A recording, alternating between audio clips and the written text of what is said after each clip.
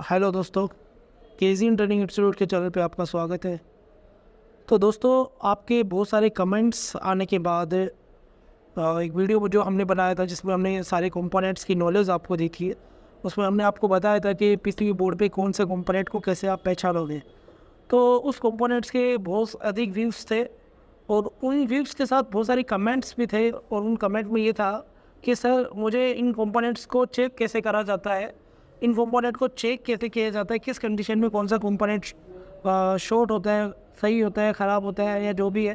तो आज उसी वीडियो का पार्ट 2 आया है। तो इस पार्ट 2 में मैं आपको बताने वाला हूँ कि इस बोर्ड पे जितने भी कंपोनेंट है ना, उन सारे कंपोनेंट को आप कैसे चेक करोगे। तो मेरे साथ बने रहिए और वीडियो को पूरा देखना। अगर आपको वीडियो पसंद आए या आप इस चैनल पर नए हो तो चैनल को सब्सक्राइब ज़रूर करना। और आपको कोई भी वीडियो चाहिए मोबाइल से रिलेटेड या कोई फॉल्ट से रिलेटेड, आप कमेंट करके ज़रूर बताना। और चलते स्टार्ट नाउ। तो दोस्तों, ये एक बोर्ड है,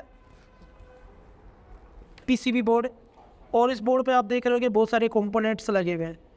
तो आज मैं आपको इस बोर्ड पे जितने भी कंपोनेंट्स हैं, जितने भी कैपेसिटर, रजिस्टर, डायोड है, या जितनी पॉसिबिलिटी होगी मैं आपको इन कंपोनेंट्स को चेक करना बताऊंगा, ठीक है।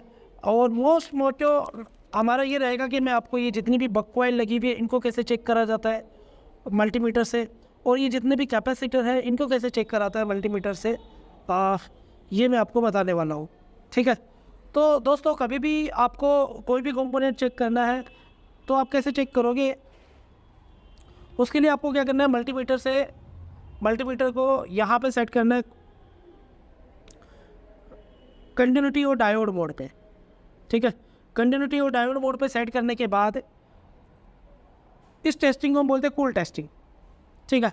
और कंटिन्यूटी और डायोड मोड पे सेट करने के बाद हमें क्या करना है, मल्टीमीटर का रेड वाला वायर हमें ग्राउंड पे कनेक्ट कर देना।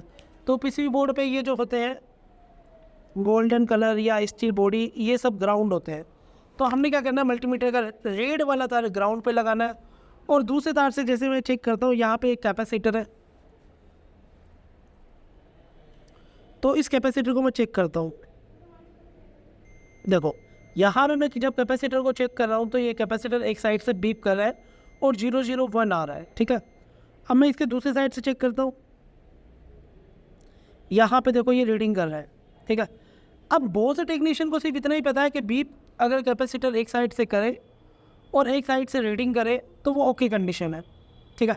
लेकिन बहुत से टेक्नीशियन को ये पता नहीं होता है कि ये ख़राब कब होता है। अब बहुत से टेक्नीशियन क्या समझते हैं कि अगर कैपेसिटर दोनों साइड से बीप कर रहा है तो कैपेसिटर ख़राब है। तो मैं आपको एक कैपेसिटर चेक कराता हूँ। यहाँ पे देखो, ये बीप कर रहा है, ठीक है, और बीप के साथ एक आ रहा है। अब मैं इसके दूसरे साइड में चेक करता हूँ, देखो, और दूसरे साइड से जब मैं चेक कर रहा हूँ तो ये 46 का GR दिखा रहा है साथ में।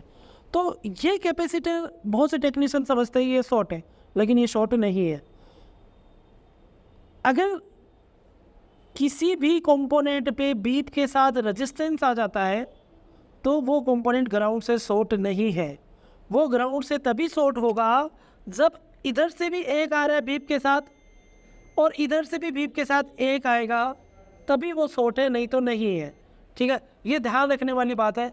अब दूसरी चीज़ ये है कि भैया अगर ये शॉर्ट नहीं है तो ये बीप क्यों कर रहा है, ठीक है। तो किसी भी लाइन में कोई भी कंपोनेंट लगा हुआ है और उस लाइन का रेजिस्टेंस 50 ओम से नीचे होगा ना, तो वो ग्राउंड से बीप करेगा, ठीक है। और वो अगर ग्राउंड से बीप कर रहा है और बीच में रेजिस्टेंस आ रहा है तो वो पर्टिकुलर कंपोनेंट शॉर्ट नहीं है, ठीक है। तो दोस्तों, यहाँ पे चेक करने पे ये एक साइड से बीप कर रहा है और एक साइड से रीडिंग आ रही है बीप के साथ, तो ये शॉर्ट नहीं है, ठीक है। ये ख़ास तौर पे आप ध्यान रखना, क्योंकि बहुत से टेक्नीशियन को इस चीज़ के बारे में नहीं पता है। तो अगर एक साइड से बीप कर रहा है और एक साइड से बीप कर रहा है रेजिस्टेंस के साथ, तो वो शॉर्ट नहीं है, ठीक है। तो कैपेसिटर कब शॉर्ट होगा, कैपेसिटर तब शॉर्ट होगा जब वो दोनों साइड से बीप कर रहा है और बीप के साथ कोई भी रेजिस्टेंस नहीं आ रहा है, तो वो शॉर्ट है, ठीक है। तो सारे कैपेसिटर को हम ऐसे चेक कर सकते हैं। अब यहाँ पे हमने बोर्ड को बैक साइड में देखा,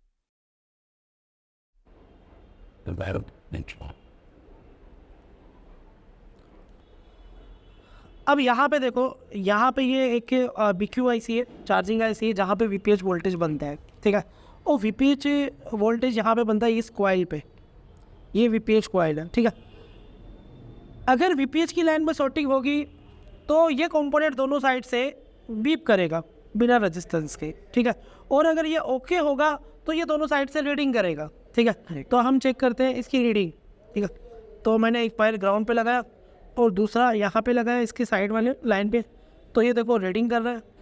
और यहाँ पे लगाया तो ये देखो रीडिंग कर रहा है।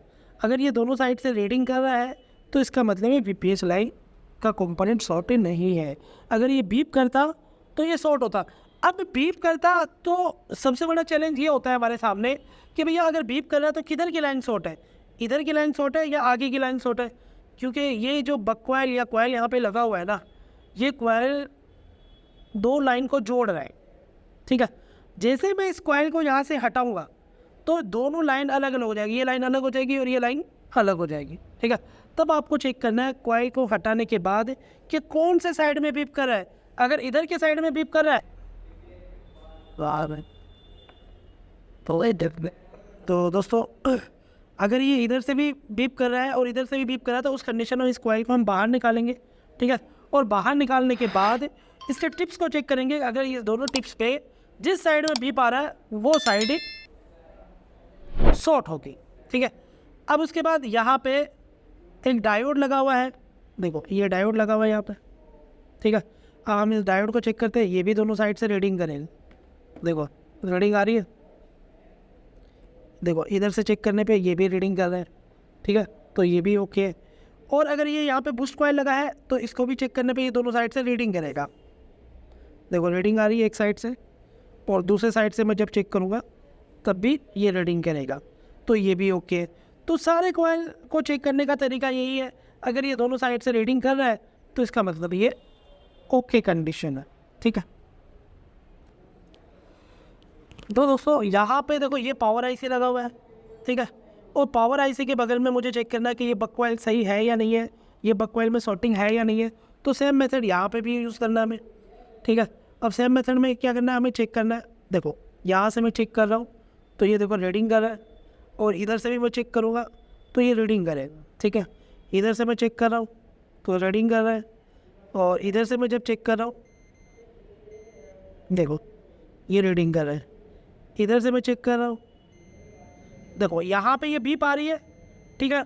अब बहुत से टेक्नीशियन सोचेंगे यार ये बीप आ रही है तो ये शॉर्ट है, लेकिन ये शॉर्ट नहीं है। क्यों?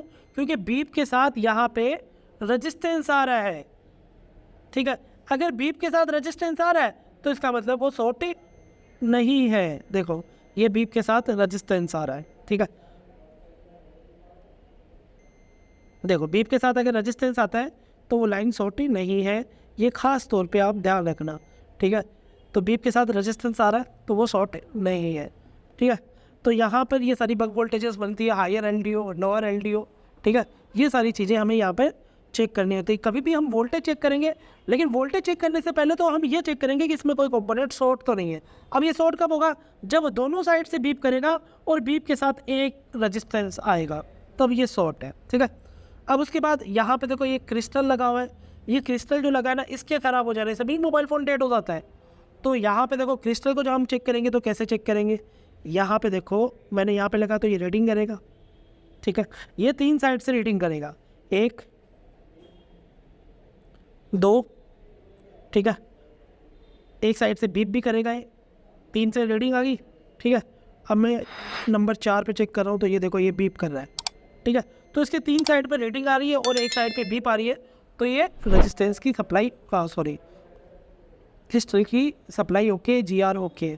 अगर ये भी कहीं से बीप करने लग जाए ग्राउंड को छोड़कर, और तो ये शॉर्ट सर्किट है या इसकी लाइन में प्रॉब्लम है। तो ये जो क्रिस्टल लगाना, ये क्रिस्टल भी ख़राब हो जाएगा, तब भी मोबाइल फ़ोन के अंदर डेड की प्रॉब्लम आ जाएगी, फ़ोन डेड हो जाएगा, ठीक है दोस्तों। तो इस बोर्ड पे जितने भी कंपोनेंट लगे सबको हम ऐसे ही चेक करेंगे, ग्राउंड रीडिंग हम ऐसे ही चेक करते हैं सबकी। देखो ये है आपका कॉइल, ये दोनों साइड से रीडिंग करेगा, ठीक है। ये देखो ये दोनों साइड से रीडिंग करना है, ठीक है। ये कैपेसिटर है, ये देखो एक साइड से रीडिंग कर रहा है, दूसरी साइड से ये बीप करेगा। ठीक है, बीप के साथ एक आ रहा है, तो ये कैपेसिटर ओके कंडीशन है। खास तौर पे कैपेसिटर में सबसे ज़्यादा टेक्नीशियन कंफ्यूज होते हैं। टेक्नीशियन को ये नहीं पता होता है कि किस कंडीशन में कैपेसिटर शॉर्ट होता है। तो कैपेसिटर अगर दोनों साइड से बीप कर रहा है तो वो शॉर्ट होगा, लेकिन ये भी आपको देखना है कि बीप के साथ रेजिस्टेंस आ रहा है या नहीं आ रहा है। ठीक है दोस्तों, तो इस तरीके से आप कैपेसिटर को और बक कॉइल को आप चेक करोगे। ठीक है, इस तरीके से आप इस साइड में जो डायोड लगा हुआ है, ये डायोड, ये देखो ये दोनों साइड से रीडिंग करेगा, ये देखो ये रीडिंग करेंगे। ठीक है, तो ये सारी चीज़ें ओके है।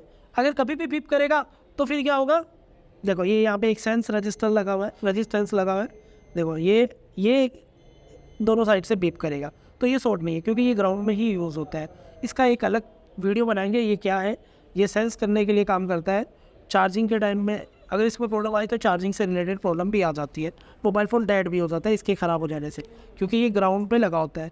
बहुत से फ़ोनों में अगर आप इसको शॉर्ट कर दोगे तब भी प्रॉब्लम सॉल्व हो जाती है। ठीक है, तो वीडियो आपको अच्छा लगेगा और वीडियो को पूरा देखना, और लाइक कमेंट शेयर सब करना। और अगर आपको मोबाइल रिपेयरिंग का कोर्स करना है तो आप KZM ट्रेनिंग इंस्टीट्यूट आज ही ज्वाइन करें, आपको सारी डिटेल्स वीडियो के माध्यम से मिल जाएगी। Thank you so much.